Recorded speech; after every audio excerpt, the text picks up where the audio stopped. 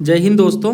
मेरा नाम अंकित सिन्हा है और लास्ट के वीडियो में हमने पंजाब पीसीएस के पॉलिटी के क्वेश्चंस की बात करी थी। इस वीडियो में हिस्ट्री के क्वेश्चंस डिस्कस करेंगे। तो काफ़ी सारे क्वेश्चंस हमने डिस्कस किए थे। इसमें से जो क्वेश्चन थे वो हमने देखा मॉडरेट टू टफ लेवल के थे, कुछ क्वेश्चन ईजी भी थे। एक सवाल था और उसमें वो आपसे पूछ रहे थे हाई कोर्ट के बारे में। ये वाला वो क्वेश्चन था। ये देखिए, जस्ट अ सेकेंड। हाँ, ये रहा। The constitution does not specify the strength of high court. ये स्टेटमेंट एक्चुअली करेक्ट है। ये मैंने सब कुछ एक्सप्लेन करा, बस मैंने मार्किंग यहाँ पे गलत कर दी थी। तो ये बिल्कुल सही कह रहे हैं कि कॉन्स्टिट्यूशन में ये बात नहीं है, क्योंकि ये बात प्रेसिडेंट डिटरमाइन करते हैं। तो ये प्रेसिडेंट के अकॉर्डिंग चलता है। आप देख सकते हो हर एक हाई कोर्ट में एक चीफ जस्टिस होंगे और अदर जजेस भी होंगे जो प्रेसिडेंट टाइम टू टाइम जैसा उन्हें नेसेसरी लगेगा अपॉइंट करेंगे। तो यहाँ पे तीन बातें समझ आती है कि पहली, हाई कोर्ट जजेस की अपॉइंटमेंट कौन करेंगे? प्रेसिडेंट। दूसरा, जो नंबर ऑफ जजेस होंगे वो कॉन्स्टिट्यूशन में स्पेसिफाइड नहीं है, वो प्रेसिडेंट के अकॉर्डिंग रहेगा। टाइम टू टाइम वो उन्हें चेंज भी कर सकते हैं। तो ये बात है। कॉन्स्टिट्यूशन किनके डिस्क्रिप्शन पे छोड़ देता है? ये प्रेसिडेंट के विवेक पे, प्रेसिडेंट के डिस्क्रिप्शन पे इस बात को लीव कर देता है कि हाई कोर्ट के जजेस की अपॉइंटमेंट और जो नंबर है वो प्रेसिडेंट डिटरमाइन करेंगे। हिस्ट्री के क्वेश्चंस अगर आप देखो तो पहले एंशिएंट के ही क्वेश्चन है इनिशियली। तो ये रहा इसमें सवाल, इंडस वैली के ऊपर है, और नहीं, इंडस वैली के ऊपर भी है और इसके अलावा लाटर वैदिक फेज के ऊपर भी। दो स्टेटमेंट है। पहला कह रहे हैं कि आपको यहाँ पे आर्कियोलॉजिकल और लिटरेरी सोर्सेज के बेस पे करेक्ट स्टेटमेंट बताना है। It is quite likely that the Indus valley people recognize the importance of cow for its milk और dairy products and horse for its agility in warfare. देखिए, युद्ध में agility का मतलब वही है कि बेस्ट तरीके से युद्ध को लड़ा जा सके, क्योंकि हॉर्स एजाइल होते हैं, फुर्तीले होते हैं। तो इस वजह से हॉर्सेस का यूज किया गया सिंधु घाटी सभ्यता के लोगों के द्वारा। दूसरा कह रहे हैं जो वाजपेयी सेक्रीफाइस है ये परफॉर्म किया गया किंग्स के द्वारा लाटर वैदिक पीरियड में, जिससे डिवाइनिटी दिखी। डिवाइनिटी मतलब कि किंग और गॉड इक्वल हैं। इस बात की जो पुष्टि है वो वाजपेयी सेक्रीफाइस के थ्रू होती है। देखो यहाँ पे पहला क्या सही है। इंडस वैली पीपल के बारे में अक्सर पूछते हैं कि वो कौन से जानवर को बेसिकली डोमेस्टिकेट करते थे या कौन कौन से एनिमल्स के रिमेन्स मिले हैं, और इसे लेकर यूपीएससी ने भी काफ़ी सवाल पूछा है। कुछ सवालों में डिबेट भी था। जैसे ये क्वेश्चन था 2013 में पूछा था यूपीएससी ने सिविल सर्विसेज में कि इंडस वैली सिविलाइजेशन के लोगों के क्या क्या कैरेक्टरिस्टिक थे। उनके पास बड़े बड़े महल थे, है ना, ग्रेट पैलेसेस थे और टेम्पल्स थे, मंदिर भी थे। दूसरा कह रहे हैं कि वो मेल और फीमेल दोनों डाइटीज़ की पूजा करते थे।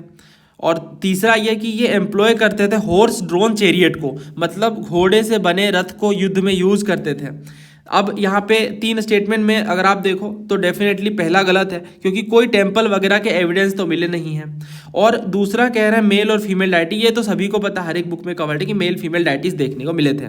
बट तीसरा भी यहाँ पे गलत है, हॉर्स ड्रोन चैरियट की बात नहीं है, क्योंकि हॉर्स सेंट्रिक नहीं था। ओल्ड एनसीईआरटी भी आप पढ़ोगे तो इन्होंने डोमेस्टिकेशन ऑफ एनिमल की बात करी है इंडस वैली सिविलाइजेशन वाले टॉपिक में, कि हड़प्पन ने प्रैक्टिस करा एग्रीकल्चर को और एनिमल को लार्ज स्केल में रेज किया गया। ऑक्सेन, buffalo, goat, sheep, pig were domesticated. Humped bull were favoured by the Harappan. और डॉग्स, कैट्स के भी एविडेंस देखने को मिले हैं। एस, केमल वगैरह भी ब्रेड किए गए। और इसके अलावा आप देखो तो ये कह रहे हैं बीस्ट ऑफ बर्डन, यानी वही सामान वगैरह ढोने के लिए इनका यूज किया जाता था। और जो हॉर्स के रिमेन है, इनफैक्ट जो हॉर्स के एविडेंस है वो सुपरफिशियल लेवल पे मोहनजोदड़ो में देखने को मिले हैं। और एक डाउटफुल टेराकोटा फिगराइन है लोथल से। जो रिमेन है हॉर्स का वो सुरकोटदा से देखने को मिला है और ये 2000 बीसी के अराउंड रिलेट किया जाता है, लेकिन आइडेंटिटी डाउटफुल है। तो यहाँ पे क्वेश्चन कर दिया गया है कि वाकई में ये हॉर्स हैं या किसी और जानवर की रिमेन है। रोमिला थापर जी, आर्य शर्मा जी, दोनों ने ही डाउटफुल सिचुएशन में इस चीज़ को रखा है कि शायद वो एस भी हो सकते हैं। तो इस वजह से ये क्लैरिटी नहीं है। In any case the Harappan culture was not horse centric. तो ये बिल्कुल क्लियर कर दिया गया है। ना ही जो हॉर्स के बोन्स है, ना ही इनके रिप्रेजेंटेशन देखने को मिले अर्ली और मैच्योर हड़प्पन कल्चर से। समझ आ गई बात। जो एलिफेंट्स वगैरह हैं ये डेफिनेटली देखने को मिले, राइनोसोरस वगैरह थे। और कंटेम्पररी जो मेसोपोटामियन सिटीज है उनमें भी हम देखते हैं कि डोमेस्टिकेशन देखने को मिली हड़प्पन के ही सिमिलर में। तो इस वजह से ये जो कह रहे हैं कि एम्प्लॉयड हॉर्स ड्रोन चैरिटी है तो बिल्कुल ही गलत हो जाता है। तो 3 को आप हटा दो और जो दूसरा है वो सही है। So answer is B 2 only. फिर ये क्वेश्चन देखिए, इसमें इन्होंने पूछा था कि कौन सा एनिमल नोन नहीं था इंडस वैली सिविलाइजेशन को। तो बहुत सारे लोगों ने सोचा none of the above, but BPSC ने इसका आंसर दिया हॉर्स, और क्लैरिटी में ये लिखा कि हॉर्स नहीं मालूम था इंडस वैली सिविलाइजेशन के लोगों को। दोनों ही doctor R S Sharma ji ने और डॉक्टर रोमिला थापर जी ने ये कहा कि ये कन्फर्म ही नहीं हुआ है कि जो सुरकोटदा में बोन्स मिले हैं वो हॉर्स के हैं या एस के हैं, क्योंकि बहुत सारे लोगों ने रिप्रेजेंटेशन डाला कि तो सुरकोटदा में देखने को मिला है, बट ये आइडेंटिटी डाउटफुल है। तो अगर इनकेस क्वेश्चन बनता है तो आप यही कहोगे कि जो हॉर्स वाली बात है वो नहीं देखने को मिली, या अगर देखने को मिली तो डाउटफुल है, हम उस पर श्योरिटी के साथ नहीं कह सकते हैं एज ऑफ नाउ। अब ये देखना जरा, इसमें कह रहे हैं करेक्ट आपको बताना है ऋग्वेदिक आर्यन और इंडस वैली पीपल के कल्चरल डिफरेंस के बीच, और ये सिविल सर्विसेज का क्वेश्चन है 2017 का। पहला कह रहा है Rigvedic Aryan use the coat of mail and helmet in warfare, जबकि जो इंडस वैली के लोग हैं इन्होंने कोई ऐसा एविडेंस नहीं छोड़ा कि हेलमेट वगैरह वो यूज कर रहे हो लड़ाई में। दूसरा कह रहे हैं ऋग्वेदिक आर्यन गोल्ड सिल्वर कॉपर वगैरह को जानते थे, बट इंडस वैली के लोग हैं वो बस कॉपर और आयरन को जानते थे। तीसरा ये कि ऋग्वेदिक आर्यन है domesticated the horse where there is no evidence of Indus valley people having been aware of this animal, यानी कह रहे हैं ऋग्वेदिक आर्यन डोमेस्टिकेट कर दिया हॉर्स को, बट ऐसा कोई खास एविडेंस नहीं देखने को मिलता है कि लोग अवेयर हों इस जानवर के बारे में, हॉर्स के बारे में। तो आप सोचो इसका आंसर क्या होना चाहिए। देखो यहाँ पे जो बात है कि पहला कह रहा है ऋग्वेदिक आर्यन ने कोट ऑफ मेल और हेलमेट वगैरह का यूज़ करा, ये बात सही है, बट इंडस वैली में ऐसी कोई बात नहीं देखने को मिली, तो पहला सही है। बट जो दूसरा है ना वो कह रहा है इंडस वैली के लोग आयरन जानते थे, बट आयरन की शुरुआत तो महाजनपद वाले एरा में देखने को मिल रही थी, है ना, महाजनपद वाले एरा में देखने को मिल रही थी, तो इस वजह से, और ये हम देखते भी हैं इनफैक्ट कि जब आयरन की डिस्कवरी हो गई तो जो किंगडम्स हैं उन्हें काफ़ी आसानी मिल गई, आयरन से वो हथियार बना पा रहे थे और पावर को एक्यूमुलेट कर पा रहे थे। तो ये बहुत ज़रूरी है कि जब हम पढ़ते हैं कि हरियांग डायनेस्टी और बाकी डायनेस्टीज़ के बारे में महाजनपद एरा के बाद जब डायनेस्टी आने लग जाती है तो हम देखते हैं कि जो महाजनपद है वो इस वजह से बन पा रहे थे क्योंकि आयरन की डिस्कवरी हो गई थी, ये एक बहुत बड़ा रोल था। आयरन के हथियार बना के फॉरेस्ट वगैरह क्लियर किए जा रहे थे और वहाँ पे किंगडम इस्टेब्लिश किया जा रहा था। तो इस हिसाब से जो सेकंड है वो गलत है, क्योंकि इंडस वैली में कोई ऐसी एविडेंस नहीं देखने को मिली। तीसरा कह रहे हैं ऋग्वेदिक आयरन है domesticated the horse whereas there is no evidence of Indus valley people having been aware of. इसको सही माना यूपीएससी ने, और रीजन मैंने बता ही दिया कि आइडेंटिटी इसकी डाउटफुल है। ठीक है, आइडेंटिटी इसकी क्या है, डाउटफुल है, तो इस वजह से आंसर क्या होगा, सी 1 और 3 ओनली। अब ये क्वेश्चन देखो आप, इसमें तो कह रहे हैं कि वारफेयर के एजिलिटी के लिए हॉर्स का यूज करते थे इंडस वैली के लोग, तो ये तो साफ तौर से गलत है, हमने पढ़ा अभी, तो पहला हो गया गलत, ये पीवाईक्यू के रेफरेंस में है। और जो दूसरा कह रहे हैं कि Vajapeya sacrifice were performed by the king in later Vedic period to bestow divinity on the king, क्या ये बात सही है?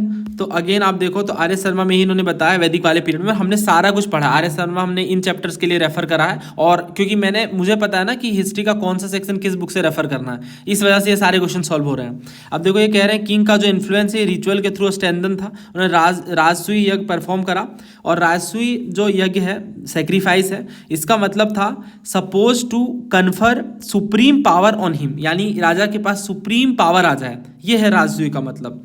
He performed the Ashwamedh, which mean unquestioned control over an area in which royal horse ran uninterrupted, यानी जो राजशाही घोड़ा है उसे दौड़ा दिया जाता है और वो जहाँ तक भी दौड़ता है वो एरिया उस राजा के अंडर होता है, क्योंकि किसी ने उस घोड़े को रोकने की कोशिश नहीं करी। दैट मीन्स कि उनकी जो अथॉरिटी है किंग की वो अनक्वेश्चन्ड है।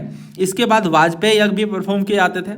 वाजपेयी यज्ञ का मतलब क्या है, चैरियोट रेस, और इसमें रॉयल चैरियोट को ड्रोन किया जाता था by horse was made to win the race against the kinsman. मतलब सिंपल सी बात यही है कि घोड़ों की रेस थी और इसमें जिसका घोड़ा जीतता था उसे ही बेसिकली किंग के रूप में देखा जाता था कि ये तो बाकी किंग से ज़्यादा सुप्रीम है। और ये सारे rituals impress the people by demonstrating the power and prestige of the king. तो आप देख सकते हो कि हॉर्स का कितना बड़ा रोल है वैदिक पीरियड के टाइम पे। तो ये जो कह रहे हैं Vajapeya sacrifice were performed by the king in later Vedic period to bestow divinity, नहीं डिवाइनिटी के लिए आप देखो ना तो राजसूई यज्ञ है। वाजपेयी तो अलग चीज़ है, वाजपेयी का मतलब सिंपल वही है कि बेसिकली उस हॉर्स को जिताना है, और इसमें कुछ खास नहीं। रॉयल चैरियोट है, ऑब्वियसली किंग विनर होंगे तो उन्हें अथॉरिटी मिलेगी, बट जो राजसूई है ये एक्चुअली सुप्रीम पावर दे देता है किंग को। तो इस वजह से जो आंसर है ना वो सेकेंड भी गलत है, क्योंकि ये वाजपेयी की बात नहीं है, राजसूई की बात है। और ये जो टर्म्स है वो भी मैं आपको समझा देता हूँ। देखो जो पहली बात कह रहे हैं वाजपेयी क्या है, ये पावरफुल किंग्स परफॉर्म करते हैं और रॉयल प्रेस्टीज को बढ़ाता है ये, और ये डिवाइन स्टेटस के साथ जोड़ता है किंग्स को। तो जो राजसूय है ये डिवाइन स्टेटस के साथ जोड़ता है कि ये गॉड के इक्वल है किंग, जबकि जो अश्वमेध है ये सॉवरेंटी को दिखाता है, क्योंकि किंग की अथॉरिटी स्टैब्लिश हो जा रही है। जहाँ तक वो जो हॉर्स है वो दौड़ रहा है अनक्वेश्चनेबल, वहाँ तक उसकी अथॉरिटी है, उसका किंगडम है।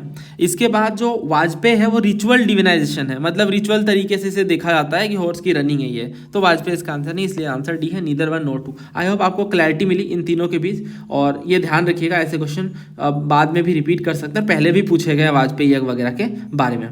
ठीक है, जो राजसूय टर्म है ना वो कहाँ से आया, दो वर्ड से आया है, राजा और सूय। सूय का मतलब होता है अभिषेक यानी कॉन्सिक्रेशन, और राजा का मतलब आप समझ रहे हो, तो किंग के कॉन्सिक्रेशन से ये जुड़ा हुआ है। जब कोरोनेशन होती है ना किंग की, जब वो डिक्लेयर करते हैं कि वो सभी राजा के अमोंग चीफ हैं, तो वो राजसूय यज्ञ दिखाता है, यानी वो डिवाइन स्टेटस दे देता है किंग को। तो ये बात है। और इसके बाद बहुत सारे रूलर्स हैं पास्ट में जिन्होंने राजसूय यज्ञ को परफॉर्म करा है। नेक्स्ट क्वेश्चन देखिए, बुक्स एंड ऑथर्स पे सवाल है, हर पेपर में ऑलमोस्ट पूछा ही जाता है। बुद्ध चरित्र है, सूत्रलंकार है, मिलिंद पन्हो है, मध्यमिका करिका है। अगर आप हमारे चैनल के रेगुलर व्यूअर हैं तो ये सारा आपको रट गया होगा, क्योंकि बहुत बार ये पूछते हैं। मैंने आपको पूरा रिवाइज करवाया, यूपी पीसीएस की एनालिसिस भी की थी, उस टाइम भी मैंने आपको पूरा बताया था सब कुछ। देखो मिलिंद पन्हो के बारे में पूछा था, ये आप जानते हो, मिलिंद यानी मिनेंडर, और बुद्धिस्ट मंक यानी बुद्धिस्ट सेंट नागसेन के बीच है, नागसेन और मिनेंडर के बीच है ये, है ना। बाकी सारे ऑप्शन मैंने आपको बताए थे, नागार्जुन के बारे में बताया था, नाग भट्ट के बारे में बताया था, गुर्जर प्रतिहार के रूलर हैं, और कुमारिल भट्ट के बारे में बताया था, मीमांसा फिलोसॉफी के फाउंडर है। आप इस वीडियो को रेफर कर लीजिए। इसके बाद सिविल सर्विस में भी क्वेश्चन आया था मिलिंद पन्हो के ऊपर, देन देवी चंद्रगुप्त, हमीर महाकाव्य, बहुत सारे सवाल थे। फिर ये सिविल सर्विस 1997 में पूछा गया था मिलिंद पन्हो के बारे में, तो ये नागसेन है ना कि नागार्जुन, और थेरावाद फिलोसॉफी से जुड़े हुए हैं नागसेन। 2nd सेंचुरी BCE के बुद्धिस्ट फिलोसोफर हैं, और इंडो ग्रीक रूलर यानी मिनेंडर के साथ इनके जो डायलॉग्स हैं वो मिलिंद पन्हो में लिखे गए हैं। इन्होंने क्वेश्चन करा बुद्धिज्म से जुड़ा हुआ, और इनको बहुत ही जो आंसर दिए गए वो इनको बहुत ही इन्फ्लुएंशियल लगे। ठीक है, तो ये स्टोरी है। देन इसके बाद ये आप देखो, ये वाला सवाल माध्यमिका करिका के बारे में पूछा CAPF में, कि ये माध्यमिका स्कूल की बेसिक टेक्स्ट है, ये किन्होंने लिखी है। तो माध्यमिका करिका ना नागार्जुन ने लिखी है। ठीक है, माध्यमिका करिका किन्होंने लिखी, नागार्जुन ने। उसके मैंने आपको बताया था कि माध्यमिका करिका की फिलोसॉफी क्या होती है, माध्यमिका का मतलब क्या है। 2nd 3rd सेंचुरी के आसपास ये देखने को मिल रहा था, मिडिल पाथ से जुड़ा हुआ था। इसे शून्यवाद की फिलोसॉफी हम कहते हैं। शून्यवाद यही कहता है ना कि सारी जो चीज़ें हैं वो एग्जिस्ट करती हैं दूसरी चीज़ों के डिपेंडेंस में, तो एम्प्टीनेस की ये थ्योरी देता है। देन इसके बाद मैंने आपको बताया था कि वसुबंधु और असंग ये दो भाई हैं, याद रखना, ये दो ब्रदर्स हैं बुद्धिस्ट फिलोसोफर के, बहुत फेमस। और धर्म कीर्ति भी बुद्धिस्ट लॉजिशियन है, और वसुबंधु ने जो बुक लिखी उसका नाम है अभिधर्म, और असंग ने योगचार फिलोसॉफी दी है। याद रखना, ये सारी चीज़ें पूछते हैं वो। तो ये मैंने आपको पढ़ाया है बुद्ध चरित। अभी देखिए हमने समझा बुद्ध चरित के बारे में कि ये लिखा है किसने, अशुघोष ने, और मिलिंद पन्हो नागसेन ने, माध्यमिका करिका नागार्जुन ने, और सूत्रलंकार असंग ने, है ना। असंग और वसुबंधु भाई हैं। तो इस वजह से जो आंसर है वो 2 है पहले, फिर 4 है, फिर 1 है, फिर 3 है। 2 4 1 3 किस में है, डी में है। So answer should B D. Easy question है ये, कर लोगे आप ऐसे सवाल, तो बहुत पूछे जा रहा है। Next question, the decline of the Nanda dynasty at the hands of Chandragupta Maurya and Kautilya has been vividly portrayed in which of the following Sanskrit play, यानी किस संस्कृत नाटक में नंद डायनेस्टी के पतन की बात किसके हाथों, चंद्रगुप्त मौर्य और कौटिल्य के हाथों बहुत ही सही तरीके से, बहुत ही डिटेल में प्रदर्शित की गई है, विविडली पोर्ट्रे की गई है। देवी चंद्रगुप्तम में, मालविकाग्नि मित्रम में, मृज कटिका में, और मुद्रा राक्षस में। तो ये सवाल सिविल सर्विस में पूछा गया, हमने कई बार डिस्कस करा है मुद्रा राक्षस के बारे में। देखो नाम से समझ आता है कि राक्षस वगैरह है, बट ऐसी कोई बात नहीं है। मुद्रा राक्षस का सिंपल मतलब यही है ना कि ये ना चंद्रगुप्त मौर्य के कोर्ट इंट्रिग्स को दिखाता है, कि जो कोर्ट है, दरबार है, उनमें किस तरह की चीज़ें देखने को मिली। और बेसिकली ये जो स्टोरी है ये डील करता है कि किस तरह से नंद डायनेस्टी के रूलर का पतन हुआ और चंद्रगुप्त मौर्य गद्दी में आया। तो ये चीज़ नंद डायनेस्टी का डिक्लाइन और मौर्य का गद्दी में एक्सेशन, इन चीज़ों को दिखाता है। तो चंद्रगुप्त मौर्य के कोर्ट इंट्रिकेसीज के टाइम पे ये मुद्रा राक्षस लिखा गया, और विशाखा दत्त ने ये लिखा है। अब ये आप देखो, ये कह रहे हैं कॉन्फ्लिक्ट है गॉड और डेमंस का, ऐसी कोई बात नहीं है। रोमांटिक स्टोरी आर्यन प्रिंस की, ये भी गलत है। ये पावर स्ट्रगल है आर्यन ट्राइब का, आप देख ही रहे हो कोई रिलेशन नहीं बन रहा है। तो सही आंसर क्या है, ऑप्शन डी। और ये सिविल सर्विसेज के PYQ से ही PYQ के रेफरेंस में ही देखने को मिल रहा है। तो ऐसे बहुत सारे सवाल है जो सिविल सर्विसेज के PYQ के रेफरेंस में हैं। तो उम्मीद है आपको ये समझ आया। ओके, अब ये देखो, अच्छा, मैं बाकी भी एक्सप्लेन कर ही देता हूँ क्योंकि बाद में फिर ये रिपीट भी कर सकते हैं। देवी चंद्रगुप्तम विशाखा दत्त ने लिखा है, ये गुप्ता पीरियड के टाइम पे है, तो ये ध्यान रखना, देवी चंद्रगुप्तम विशाखा दत्त ने लिखा है। वैसे ये सब मैंने पढ़ाया है, बट मैं रिवाइज करवा दूंगा तो आपके लिए आसान हो जाएगा रिकॉल करना। तो देवी चंद्रगुप्तम किसने लिखा है? विशाखा दत्त ने। और ये चंद्रगुप्त सेकेंड के इवेंट के, मतलब चंद्रगुप्त सेकेंड के टाइम पीरियड से जुड़ा हुआ है और नंद डायनेस्टी से जुड़ा हुआ नहीं है, तो ये भी लिख देता हूँ, चंद्रगुप्त सेकेंड के टाइम पीरियड से है देवी चंद्रगुप्तम। देन इसके बाद मालविकाग्नि मित्र है, तो मालविकाग्नि मित्र कालिदास ने लिखा है और ये शुंग पीरियड के रोमांटिक लव स्टोरी को दिखाता है। किनकी लव स्टोरी है? तो देखो नाम में ही समझ आ रहा, अग्निमित्र की और मालविका की। तो मालविका और अग्निमित्र की ये लव स्टोरी है और ये पॉलिटिकल ओवरथ्रो को नहीं रिप्रेजेंट करता है। तो मालविकाग्निमित्र किसने लिखा है? कालिदास ने। शुंग पीरियड से जुड़ा हुआ, ये भी याद रखना क्योंकि वो डायरेक्ट पूछ लेते हैं कि मालविकाग्निमित्र का जो हीरो है अग्निमित्र वो किस डायनेस्टी का है, तो शुंग पीरियड का है, क्योंकि अग्निमित्र जो है वो शुंग डायनेस्टी से ही अपना संबंध रखते हैं और ये क्वेश्चन पूछा भी गया है सिविल सर्विस में। देन इसके बाद मृच कटिका है, तो मृच कटिका, मृच का मतलब मिट्टी होता है और कटिका मतलब कुछ खिलौना वगैरह से जुड़ा हुआ है, तो इसको बोलते हैं कि मृच कटिका जो है वो एक तरह का सोशल ड्रामा है। मिट्टी का खिलौना इसका लिटरल मीनिंग है, बट इसका जो एक्चुअल मीनिंग है, जो एक्चुअल रेफरेंस है वो ये कि जो सोशल ड्रामा है अर्बन लाइफ का और मॉरलिटी कैसी थी, इन सब चीज़ों से ये डील करता है और ये कोई डायनेस्टी पॉलिटिक्स नहीं है। लिखा किसने है मृच कटिका को? मृच कटिका को लिखा है शूद्रक ने। मृच कटिका किसने लिखा है? शूद्रक ने। चौथा तो मैंने बता ही दिया। अब ये सवाल देखो, ये कह रहे हैं कि हर्षवर्धन कुड नॉट सबड्यू बादामी चालुक्य पुलकेशिन। किस पर्टिकुलर ट्रेवलर ने ये कहा? फाहियान ने, ह्वेनसांग ने, इज्जिंग में और अल बरूनी ने। तो ये तो बहुत ही आसान है क्योंकि इनमें से जो चारों ट्रेवलर्स हैं बस हर्षवर्धन ही ह्वेनसांग के टाइम पे आया था। So answer is option B. Fahien जो है ये 5th सेंचुरी में आता है भारत, 5th सेंचुरी में आता है भारत और ये ना चंद्रगुप्त सेकंड के दरबार में आता है। ये कई बार पूछते हैं, आप जानती हो ये तो। चंद्रगुप्त सेकंड के दरबार में आता है और ये बुद्धिज़्म और सोशल कंडीशन पे इनके अकाउंट्स फोकस करते हैं और ये हर्षवर्धन से कहीं पहले का टाइम पीरियड है, ठीक है। ह्वेनसांग जो है ये 7th सेंचुरी में भारत आता है और 7th सेंचुरी में उस टाइम पे माइटी रूलर हर्षवर्धन रूल कर रहे होते हैं अपने ट्रेवल अकाउंट्स, और इस ट्रेवल अकाउंट का नाम है सी यूकी में ये लिखता है हर्षवर्धन कि Harsha was defeated by Pulakeshin second of the Badami Chalukya. देखो ये देखो, हर्षा का रूलिंग यहाँ पे था, ऑलमोस्ट नॉर्दर्न इंडिया में, हरियाणा वगैरह में इनका सेंटर था और यहाँ से ये जो नर्मदा नदी है, ये कहता है नर्मदा नदी को हर्षवर्धन क्रॉस नहीं कर पाता है, ये लिखता है ह्वेनसांग, ठीक है। और बहुत सारे जो इंस्क्रिप्शन है उसमें भी ये बात देखने को मिलती है। तो पुलकेशिन सेकंड काफ़ी माइटी रूलर थे, इससे तो यही साबित होता है। तो बादामी चालुक्य के रूलर थे पुलकेशिन सेकंड और बेसिकली कहते हैं कि हर्षा ने इन्हें सबड्यू, मतलब हर्षा इसे नहीं हरा पाया पुलकेशिन सेकंड को, तो इस हिसाब से आंसर इसका बी। और इज्जिंग वगैरह तो आप देखो, इज्जिंग या इत्सिंग कहते हैं, ये भी बुद्धिस्ट प्रैक्टिस के बारे में लिखता है मेजरली, बट इनका टाइम पीरियड ही अलग है। फिर अल बरूनी तो आप जानते हो 11th-12th सेंचुरी के आसपास की बात है, गजनवीद पीरियड के टाइम पे आता है, तो ये भी नहीं होगा। तो ऐसे क्वेश्चन ट्रेवलर्स वाले हमने कई बहुत सारे करे हैं ट्रेवलर्स पे। लास्ट टाइम भी क्वेश्चन पूछा गया था, उस टाइम भी मैंने सारे सवाल करवाए थे। अब लास्ट वीडियो रेफर कर लीजिए हिस्ट्री वाली। अब यहाँ पे दोबारा हम क्वेश्चन को डिस्कस नहीं कर सकते, हर पेपर में ऑलमोस्ट ट्रेवलर पे सवाल आता है, इसलिए समग्र बैच में हमने ट्रेवलर्स पे अलग से वीडियो बना रखी है, ठीक है। और इसका लॉजिक रीजन बहुत सिंपल है कि जो PYQ की थीम है उसके बेस पे हम चीज़ें कवर करते हैं और उसका फायदा दिख जाता है। ये तो आसान क्वेश्चन है, बट बहुत बार ट्रेवलर से हार्ड क्वेश्चन आ जाते हैं। ये देखो, पहला कह रहा है Razia was endowed with all qualities befitting a king but she was not born of the right sex, ये लिखा जियाउद्दीन बर्नी ने। दूसरा कह रहा है the king was freed from his people and they from their king, यानी राजा को लोगों से और लोगों को राजा से छुटकारा मिल गया। तो ये बात कहता है बदायूनी बलबन के डेथ में। दोस्तों देखो, ये ना सेकेंड भी गलत है, फर्स्ट भी गलत है। क्यों गलत है ये मैंने बताया भी है आपको। ये सवाल आप देखो एक बार, ध्यान से पढ़ो इसे, क्या कह रहे हैं ये। The king was freed from his people and they from their king, यानी सुल्तान को लोगों से, जनता से, और जनता को सुल्तान से छुटकारा मिल गया। बदायूनी ने लिखा किसके डेथ पे? तो ये लिखा मोहम्मद बिन तुगलक के डेथ में।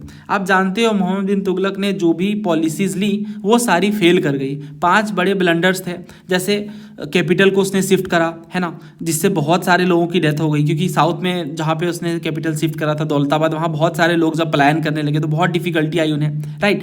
गंगा दोआब वाले रीजन में जहाँ ऑलरेडी प्रॉब्लम चल रही थी वहाँ पे उसने टैक्स लगा दिया, तो बहुत सारे प्रॉब्लम्स देखने को मिले। टोकन करेंसी चलाई, पूरा ब्लंडर, बिल्कुल ही फेल हो गया वो। तो ऐसे ही कहते हैं मोहम्मद बिन तुगलक के बारे में कि वो विरोधाभासों का मिश्रण है, ठीक है। और इसका रीज़न बहुत सिंपल है कि जो भी पॉलिसी उसने ली, हालांकि काफ़ी पढ़ा लिखा था, बट जो भी पॉलिसी उसने ली वो सारी फ्लॉप कर गई। तो इस वजह से बदायूनी ने कहा कि फाइनली छुटकारा मिल गया जनता को, और इनफैक्ट राजा को भी, क्योंकि राजा भी अपने जनता से परेशान थी, क्योंकि जो जनता है वो उनका साथ नहीं दे रही थी बहुत सारे मामलों में, क्योंकि पॉलिसीज ही अजीब थी, है ना। चाइना से इसने टोकन करेंसी लेने की कोशिश करी, मतलब उसकी थ्योरी की, तो वो भी फ्लॉप हो गया। सो आंसर इसका 80 है, मोहम्मद बिन तुगलक। अब ये वाली जो बात है ये बलबन के डेथ में नहीं कही गई है, तो इस वजह से सेकंड गलत है। बट पहला क्यों गलत है? पहला इसलिए गलत है क्योंकि ये जियाउद्दीन बर्नी ने नहीं कहा था। ये आप देखो क्वेश्चन पूछा गया है कि हिस्टोरियन बर्नी ने इंडिया के जो स्टेट है उसे दिल्ली सुल्तान के अंडर में जो उस टाइम पे था इंडिया, उसे ट्रूली इस्लामिक कंसिडर करने से मना करा है। क्यों करा है? क्योंकि मेजोरिटी ऑफ पीपल इस्लाम को फॉलो नहीं कर रही थी, मुस्लिम थियोलॉजिस्ट को डिसरिगार्ड किया जा रहा था, सुल्तान सप्लीमेंट कर रहे थे मुस्लिम लोगों को अपने रेगुलेशन के साथ, और चौथा रिलीजियस फ्रीडम थी नॉन मुस्लिम को। इसका सही आंसर तो सी है ना। सुल्तान तो कंप्लीट मुस्लिम थियोलॉजियन के साथ तो नहीं थे, बहुत सारी ऐसी चीज़ें थी जो सुल्तान अपनी मर्जी से चला रहे थे, जो मुस्लिम थियोलॉजियंस के अगेंस्ट भी थी, तो इस वजह से बर्नी ने कहा कि ट्रूली इस्लामिक नहीं थी। अब आप ये देखो, ये मैंने द हिंदू से लिया और ये हमने अलग से भी पढ़ा है। ये कह रहे हैं साउथ एशिया की फर्स्ट फीमेल मोनार्क थी रजिया सुल्तान, और ये इल्तुतमिश की बेटी थी, ये भी याद रखना, डायरेक्ट पूछते हैं। और रजिया के जो ब्रदर थे ना, नसीरुद्दीन मोहम्मद, ये इल्तुतमिश के बड़े बेटे थे और यही गद्दी पे पहले आते हैं, बट मंगोल्स के साथ फाइट करते हुए इनकी डेथ हो जाती है। तो पूछते हैं मंगोल्स किसके टाइम पे आते हैं, सिविल सर्विसेज का सवाल है, तो नासिरुद्दीन मोहम्मद के टाइम पे आते हैं, ठीक है। मिन्हाज उस सिराज क्या लिखते हैं? मिन्हाज उस सिराज बहुत फेमस ऑथर है तबकात नासिरी के, दिल्ली सुल्तनत के अंदर, और यही कहते हैं कि Razia equal to 20 of his sons in ability, मतलब 20 बेटों के बराबर है रजिया सुल्तान अकेले। तो बहुत तारीफ करते हैं ये मिन्हाज उस सिराज। और चाइल्डहुड से ही Iltutmish and his trusted slave Malik Yakut, जो कि एबिसिनियन था, इसने ट्रेन करा रजिया को वारफेयर, हॉर्समैनशिप, डिप्लोमेसी वगैरह में। हालांकि इल्तुतमिश के डेथ के बाद, इल्तुतमिश यानी इनके फादर की डेथ के बाद, जो पावरफुल क्लिक है of Turkish noble ignored his will and ensured that Ruknuddin Firoz, जो कि अनदर सन है सुल्तान इल्तुतमिश के, वो गद्दी पे आ जाते हैं। He was a debauch and soon the people of Delhi were in despair, मतलब बहुत प्रॉब्लम्स ही क्रिएट करते हैं। डिस्पेयर मतलब बहुत तकलीफ में आ जाती है दिल्ली की जनता। उसके बाद ये कहते हैं कि रजिया रेड क्लॉथ्स में आती हैं, और उसके बाद फिर वो कोरोनेशन होता है इनका, राइट। और इसमें जो रजिया सुल्तान है ये 4 साल की रूलिंग करती हैं। और इब्न बतूता भी क्या लिखते हैं वो भी पढ़िए। देखिए इब्न बतूता बाहर से आया हुआ है, तो ये लिखता है कि she rode on horseback as man ride, मतलब जिस तरह से मैन राइड करते हैं उसी तरह से रजिया सुल्तान हॉर्स बैक पे राइड करती हैं। Armed with a bow and quiver and surrounded with courtiers, she did not veil her face, ठीक है। तो ये चीज़ भी बहुत इंपॉर्टेंट है, मतलब उस टाइम पीरियड के हिसाब से। और इसके बाद फिर वही कह रहे हैं कि पैट्रियार्की तो थ्राइव कर ही रही थी, इसमें कोई शक की बात नहीं है। फिर भी मिन्हाज उस सिराज लिखते हैं 1400 में कि she was endowed with all the qualities befitting a king, राजा के पास जो भी क्वालिटीज होनी चाहिए वो सारी क्वालिटीज रजिया सुल्तान के पास हैं, but she was not born of the right sex, right. Now आप क्वेश्चन देखो, तो इसका आंसर अब क्या होगा? ये जियाउद्दीन बर्नी ने नहीं कहा है, किसने कहा है? मिन्हाज उस सिराज ने। और ये सेकंड तो आप समझ ही गए, ये बलबन के केस में नहीं कहा गया, ये किसके केस में कहा गया? मोहम्मद बिन तुगलक के केस में। So answer is D, neither one nor two. तो ये मॉडरेट टू टफ लेवल का क्वेश्चन है। नेक्स्ट क्वेश्चन देखो, इसमें कह रहे हैं कि which edict was issued by Akbar to assert his spiritual authority over उलेमाज। तो उलेमाज यानी वही थियोलॉजियंस हैं, धर्मगुरु हैं, उनके लिए मतलब उनके खिलाफ आप कह सकते हो, उन पर असर्ट करने के लिए स्पिरिचुअल अथॉरिटी को इशू किया गया। ये किस एडिक्ट में देखने को मिलता है? फतवाए आलमगिरी में, सुलह कुल में, दीन इलाही प्रोक्लेमेशन में, मजहरनामा में। तो देखो ये ओपीएससी में पूछा गया था, ओडिशा पीसीएस में भी, कि महजरनामा जो है ये किसने प्रिपेयर करा? Who had prepared the proclamation known as महजर, और ये सितंबर 1579 में इशू किया जाता है। अबुल फजल ने, फैजी ने, शेख मुबारक ने, या शेख अब्दुल नबी ने? तो जो इसका आंसर है ना वो शेख मुबारक है, तो ये शेख मुबारक ने करा। अब यहाँ पे जो आंसर है वो महजरनामा है, क्योंकि महजरनामा ही उलेमा के ऊपर स्पिरिचुअल अथॉरिटी को दिखाता है। अकबर ने इसे इशू करा था। और देखो ये जो एक तरह से नोशन है बहुत सारी चीज़ों के बेस पे, कि जो रिलीजन को लेके, मतलब कोई भी कैसे भी रिलीजन से इन्फ्लुएंस कर दे रहा था अकबर को, इस चीज़ के बारे में क्लैरिटी होनी चाहिए कि ऐसा नहीं था। हालांकि सुलह कुल की नीति अपनाई अकबर ने, यानी सभी धर्मों में इक्वलिटी होनी चाहिए, और इबादत खाना भी स्टैब्लिश करा जहाँ पे सारे धर्म गुरु आकर चर्चा करते थे। बट इसका कतई ये मतलब नहीं है कि कोई भी रिलीजियस गुरु उन पे इन्फ्लुएंस चला रहे थे, उनका तो कोई रोल ही नहीं था रिलीजन के मैटर में, ऐसा नहीं है, ठीक है। सुल्तान के पास यानी अकबर के पास कंप्लीट अथॉरिटी थी रिलीजन की।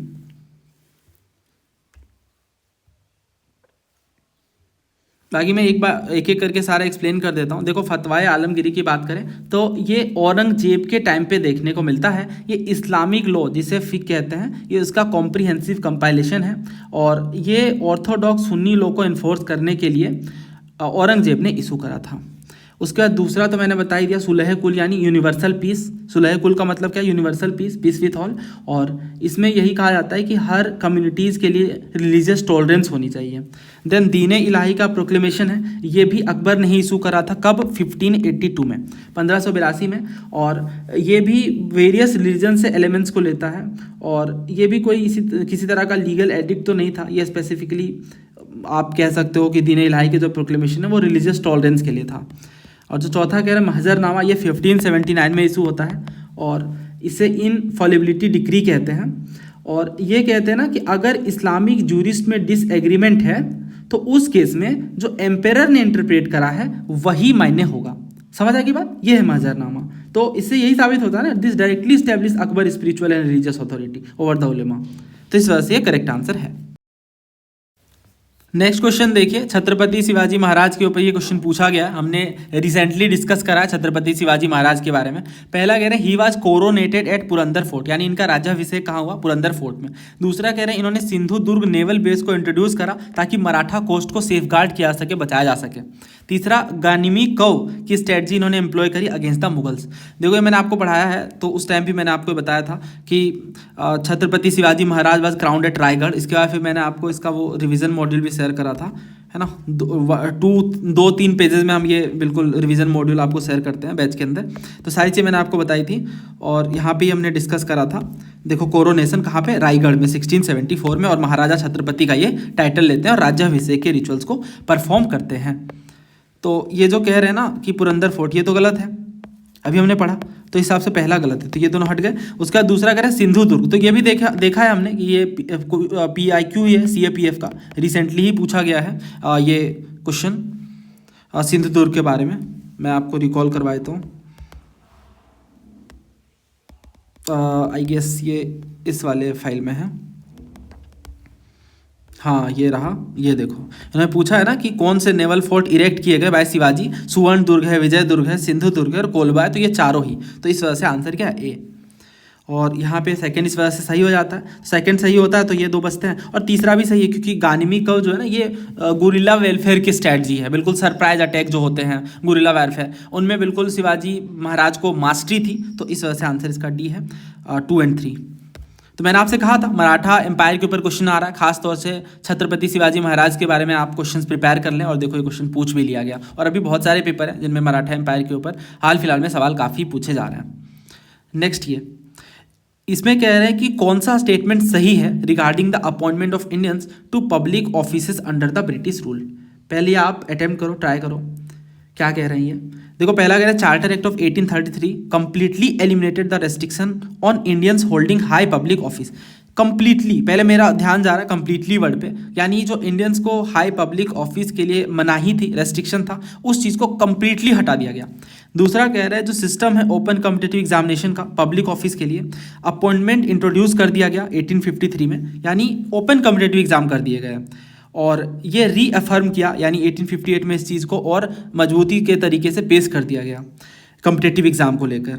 और तीसरा कह रहे हैं जो मैक्सिमम एज है कॉम्पिटिटिव एग्ज़ाम के एडमिशन के लिए, ये 23 ही रही थ्रू आउट द पीरियड। और चौथा कह रहे हैं कि Indians could only hold high public offices if they were appointed by the secretary of state after 1858 with no competitive examination record. मतलब कोई कंपटीशन नहीं चाहिए और इंडियंस को पब्लिक ऑफिस प्रोवाइड कर रहे हैं। देखते ही आप गलत कर दोगे। तो ब्रिटिशर्स इतने उदार कब हो गए इस कॉन्टेक्स्ट में, तो ये भी गलत है। फिर यहाँ पे इन्होंने कहा कि फर्स्ट वाले में कंप्लीटली एलिमिनेट करा, बिल्कुल एक्सट्रीम है। ये भी थ्रू आउट द पीरियड वाली बात एक्सट्रीम है। तो अगर आप बाय लॉजिक भी सोचो तो आंसर इसका भी है। वैसे ये जो टॉपिक है ना कॉन्स्टिट्यूशनल डेवलपमेंट वाला, ये हमारे बैच के अंदर पहला ही टॉपिक है क्योंकि ये बहुत ज़्यादा पूछा जाता है और आई गेस लक्ष्मीकांत बुक के अंदर भी पहले ही टॉपिक में दे रखा है और बहुत ज़्यादा ये रिपीट भी करते हैं। तो हिस्ट्री पॉलिटी दोनों से जोड़कर हम इन चीज़ों को देखते हैं। मैं आपको ब्रीफ में समझा देता हूँ चार्टर एक्ट के बारे में। चार्टर एक्ट जो है 1853 का, इसके बारे में हम मेनली डिस्कस करते हैं। वैसे रेगुलेटिंग एक्ट, चार्टर एक्ट ये आपको पढ़ना ही अच्छे से। देखो क्या हुआ ना कि जो ईस्ट इंडिया कंपनी की अकाउंटेबिलिटी है कि किस तरीके से अकाउंटेबल है, इफेक्टिवनेस है, इन चीज़ों को लेकर कंसर्न्स बढ़ गए। तो उसी के कारण देखने को मिलता है कि ये चार्टर एक्ट ऑफ 1853 आता है। और इसमें जो प्रोविज़न है, ये प्रोविज़न मेजरली कैसे हैं, तो कंपनी के रूल को इसने एक्सटेंड कर दिया।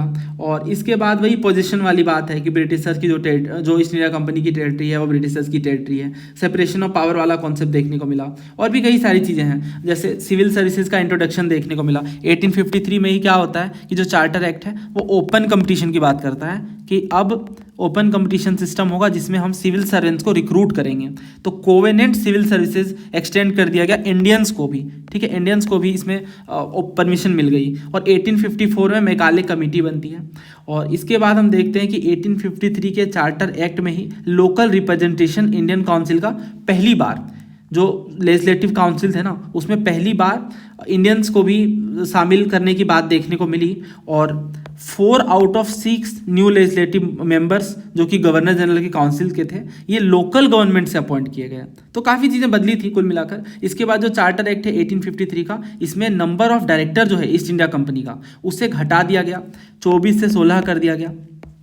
और जो 6 है ना, ये नॉमिनेट किए जाने लगे बाय द क्राउन। तो आप समझ पा रहे हो, क्राउन का इन्फ्लुएंस बढ़ता जा रहा है। और इसी के साथ ही हम देखते हैं कि डिफरेंट प्रेसिडेंसीज वगैरह भी इस्टेब्लिश कर दी गई हैं। जो चार्टर एक्ट 1853 का है, इसमें कंपनी को रिस्पॉन्सिबल कर दिया गया कि बोर्ड ऑफ कंट्रोल मेंबर के सैलरीज को आप पे करो। तो काफ़ी सारी बातें इनके अंदर थी। तो इस वजह से कंप्लीटली लिमिट वाली बात गलत है। फिर यहाँ पे कह रहे हैं मैक्सिमम एज, तो देखो ये वाली भी बात गलत है। यहाँ पे मैक्सिमम एज 23 से घटाकर 19 कर दिया गया था, जिसका काफ़ी सारा प्रोटेस्ट भी हुआ था। तो इस वजह से ये तीसरा भी गलत है और चौथा भी गलत है, आप जैसा कि देख पा रहे हो, सांसेस बी। उसके बाद ये क्वेश्चन देखो, जेकेपीसीएस में पूछा गया चार्टर एक्ट के बारे में। पहला कह रहे हैं इस एक्ट ने प्रोवाइड करा कि जो सैलरीज है मेंबर्स की बोर्ड ऑफ कंट्रोल की, उसके सेक्रेटरी की और अदर ऑफिशियल की, ये फिक्स करेगी ईस्ट इंडिया कंपनी और पे करेगी ब्रिटिश गवर्नमेंट। दूसरा कह रहे हैं जो नंबर है मेंबर्स का कोर्ट ऑफ डायरेक्टर में घटा दिया गया 24 से 18, और 6 जो है वो नॉमिनेट किए जाने लगे क्राउन के द्वारा। लॉजिकली सोचो, देखो हमेशा जो माइंड है वो ओपन होना चाहिए एग्जाम के टाइम पे। उसमें ये नहीं सोच के जाना कि ये चीज़ हमने पढ़ा है नहीं पढ़ा है, नहीं, हमेशा लॉजिकली सोचना, रिलेट करना। देखो 1853 के चार्टर एक्ट की बात है, तो उस टाइम पीरियड तक हम देख रहे थे कि धीरे धीरे जो पावर है ईस्ट इंडिया कंपनी की वो कम होकर ब्रिटिश के हाथों में आने लग गई। और 1858 में तो हम कंप्लीटली देखते हैं ना कि क्राउन की अथॉरिटी आ गई। तो वहाँ से भी आप एसोसिएट कर सकते हो कि जो बोर्ड ऑफ कंट्रोल मेंबर्स की जो सैलरीज हैं, ये इंडियन रेवेन्यूज पे चार्ज होने लग गए, ये ब्रिटिश गवर्नमेंट क्यों पे करेगी। तो इस वजह से जो पहला है वो गलत है। और अगर पहला गलत है तो आप एलिमिनेट करो। देखो ये हट गया, ये हट गया, ये हट गया, आंसर क्या है, सी 2 और 3, यानी सेकंड सही है। Number of court of director को ये भी हमने पढ़ा भी है, 24 से 18 कर दिया गया, और 6 जो है वो क्राउन नॉमिनेट करने लग गई। तो ऐसे सवाल इस तरह से सॉल्व होते हैं।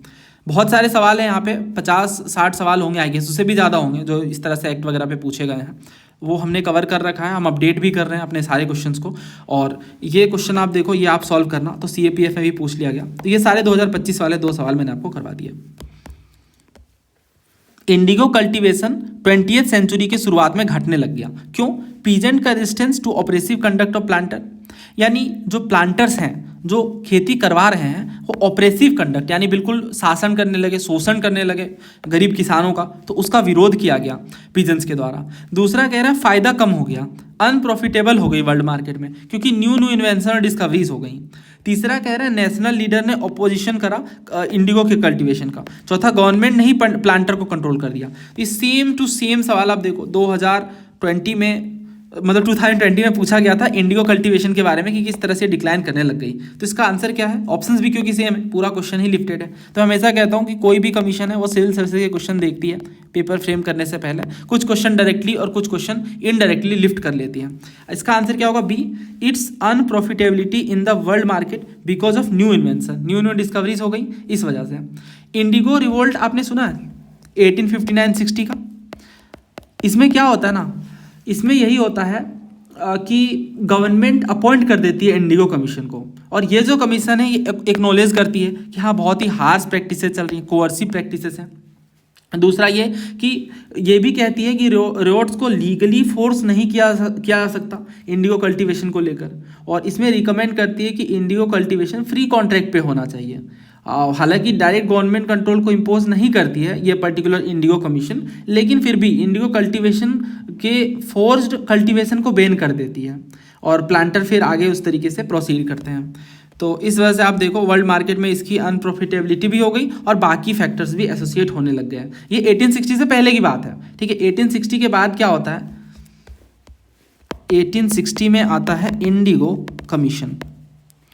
इससे पहले तक का जो एसोसिएशन मैंने आपको बता ही दिया कि किस तरह से फोर्स किया जाता था किसानों को। इसके बाद हम ये देखते हैं कि कोई मेजर लेजिस्लेशन इनेक्ट नहीं किया गया, लेकिन ईयरली 20th सेंचुरी में खुद ही इंडिगो कल्टीवेशन धीरे धीरे घटने लग गया, क्योंकि सिंथेटिक डाई वगैरह डिस्कवर हो गए। जर्मनी उसके आसपास के रीजन्स पे काफ़ी ज़्यादा यूज़ किए जाने लगे, तो इंडिगो की डिमांड घट गई, क्योंकि इंडिगो का जो पर्पस था ना वो सिंथेटिक डाई ने ले लिया। तो इस वजह से इसका फ़ायदा ही नहीं रहा। तो फ़ायदा ही नहीं रहा तो कल्टीवेशन क्यों किया और करवाया जाएगा, ये मैंने अपने नोट्स में डाल रखा है, समग्र बैच के अंदर आप पढ़ सकते हो। ये तो चंपारण सत्याग्रह के टाइम पे भी मैंने बताया था कि यहाँ पे देखो आप ध्यान से, when towards the end of 19th century German synthetic dye replaced indigo, the European planter demanded high rent and illegal dues from the peasants in order to maximise their profit and before the peasant could shift to other crop beside the peasants were forced to sell the produce. मतलब problems तो थे ही definitely, but ये demand धीरे धीरे घटने लग गई। प्रॉब्लम्स वही थे क्योंकि उन्होंने फोर्स करा ना बेसिकली, क्योंकि फ़ायदा तो मिल नहीं रहा था ब्रिटिशर्स को, डिमांड काफ़ी कम हो गई थी। तो इस वजह से जो आंसर है इसका क्या होगा, ऑप्शन बी, वर्ल्ड मार्केट में ये अनप्रॉफिटेबल हो गया था। Next question, significant political move क्या था जो वेवेल ने लिया on the instruction by Churchill in June 1945 in anticipation of British election. यानी ब्रिटिश इलेक्शन की उम्मीदों के बेस पे चर्चिल ने क्या इंस्ट्रक्शन दिया और उसके बेस पे वेवेल ने एक्ट करा 1945 में। तो वेवेल पे क्वेश्चन पूछा गया है, सभी पढ़ते हैं वेवेल प्लान के बारे में, तो मॉडर्न हिस्ट्री का ये एक एक्सपेक्टेड टॉपिक है। तो इसका जो आंसर है ना वो सी होगा। He propose talks for forming a new executive council with an Indian majority. तो इंडियन मेजोरिटी के साथ न्यू एग्जीक्यूटिव काउंसिल की बात ये करता है। सिविल सर्विसेज 2007 में भी पूछा गया था कि वेवेल प्लान के अनुसार हिंदू और मुस्लिम मेंबर एग्जीक्यूटिव काउंसिल में इक्वल होंगे। और दूसरा कह रहे हैं Wavell thought that this arrangement would have avoided the partition वगैरह को अवॉइड करने की बात नहीं थी इसमें। बेसिकली उस टाइम पे जो प्रोटेस्ट चल रहे थे, आप कह सकते हो कि उन्हें कम करने की ये कोशिश थी। तो वेवेल प्लान ने डेफिनेटली ये कहा कि हिंदू और मुस्लिम मेंबर सेम होंगे एग्जीक्यूटिव काउंसिल में, और इसका रीजन भी वही था, मुस्लिम लीग की डिमांड थी ना कि मुस्लिम को तो अंडर रिप्रेजेंटेशन मिल रहा है, तो उन चीज़ों के बेस पे ये था। तो ये इसका लॉजिक है। तो आंसर क्या होगा यहाँ पे, सेकंड गलत है, मतलब आर फॉल्स है, तो ए सही है। So answer should be option C. फिर ध्यान रखना वेवेल ने ऐसा नहीं सोचा कि ये जो अरेंजमेंट है ये पार्टीशन को ही रोक देगा। बेसिकली एक पैरिटी फार्मूला था जो शॉर्ट टर्म पॉलिटिकल कॉम्प्रोमाइज के जैसा था, क्योंकि डेडलॉक बन गया था ना, पॉलिटिकल डेडलॉक बन गया था। मुस्लिम लीग ने हाथ खड़े कर दिए कि नहीं अब तो हम यहाँ पे डिस्कशन करेंगे ही नहीं, तो इस वजह से इन्होंने कहा कि हिंदू और मुस्लिम को इक्वल रिप्रेजेंटेशन दे देंगे पैरिटी के बेस पे। तो यहाँ से भी ये क्वेश्चन समझ आता है पीवाईक्यू के रेफरेंस में। नेक्स्ट क्वेश्चन, ये टफ क्वेश्चन है। बेबिंगटन स्मिथ कमेटी के बारे में पूछा है कि प्राइमरी पर्पस क्या था, 1919 में अपॉइंट हुई थी। तो ब्रिटिश के जो एक्सेसेस थे, यानी जो ब्रिटिशर्स ने ज्यादती करी थी रॉलेट एक्ट के टाइम पे, उसे इन्वेस्टिगेट करना। दूसरा कि वॉर का क्या इंपैक्ट रहा इंडियन एक्सचेंज में, करेंसी सिस्टम में, नोट इशू प्रैक्टिसेस वगैरह में।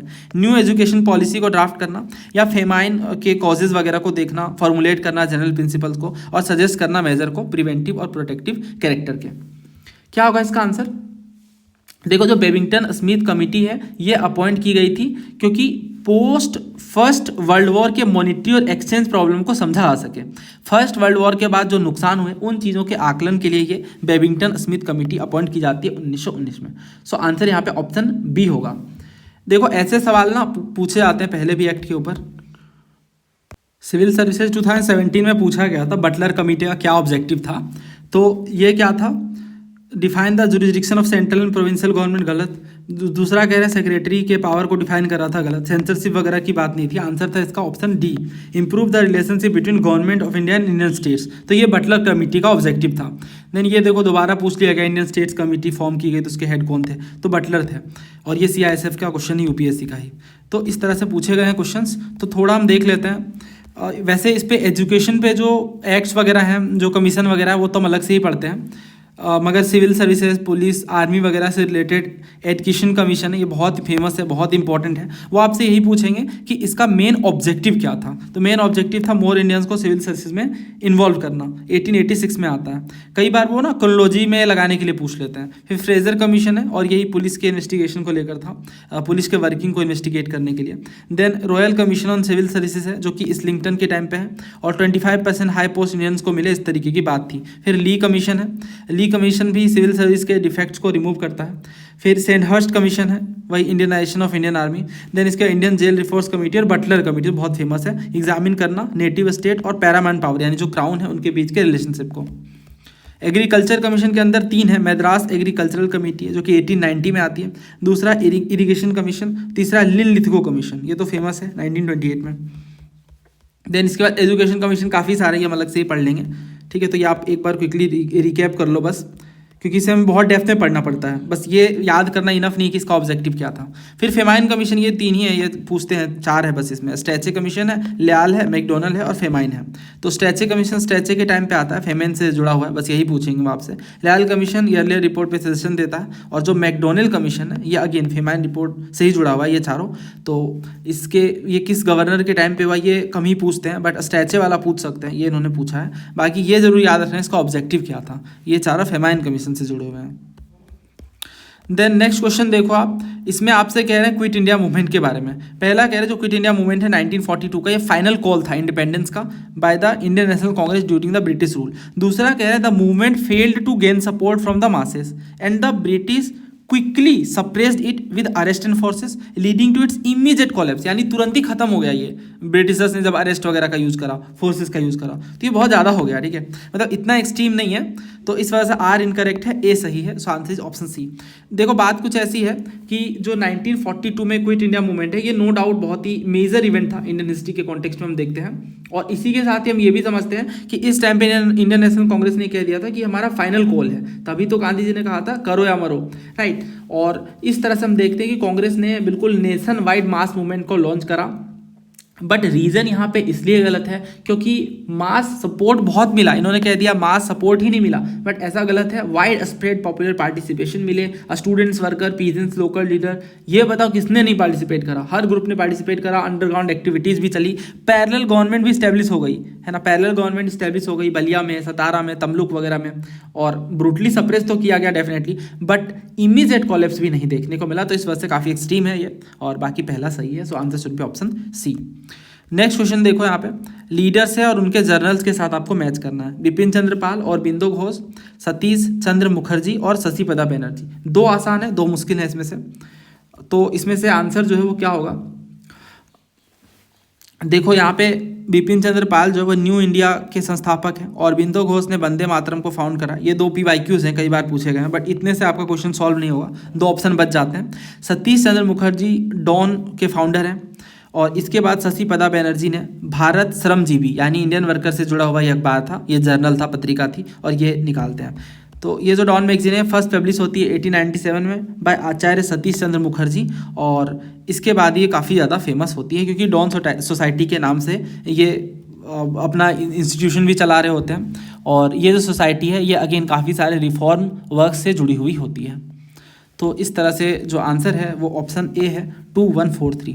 फ्यूचर रेफरेंस के लिए ध्यान रखना कि जो डॉन जर्नल है इनके फाउंडर कौन है? सतीश चंद्र मुखर्जी। डॉन का मतलब क्या होता है? डॉन का मतलब प्रारंभ होता है ना, शुरुआत, सूर्योदय जिसे कहते हैं। तो ये इनके फाउंडर हैं सतीश चंद्र मुखर्जी, और शशिपदा बनर्जी ने भारत श्रमजीवी को फाउंड करा। ये 2 आगे चल के पूछ सकते हैं। तो क्वेश्चन का लेवल कैसा था ये आप आइडिया लगा सकते हो। और इस तरह से हमने हिस्ट्री के क्वेश्चन भी कवर कर लिए। अगर आप समग्र बैच की डिटेल जानना चाहते थे, ये नंबर है, यहाँ से आप ज़्यादा जानकारी ले सकते हो। इसी तरीके से PYQs हम टॉपिक वाइज तरीके से कवर करते हैं, और ये काफ़ी ज़्यादा हेल्पफुल होता है। बहुत ही शानदार रिव्यू है स्टूडेंट्स का। तो जल्दी मिलते हैं नए वीडियो में। थैंक यू, जय हिंद।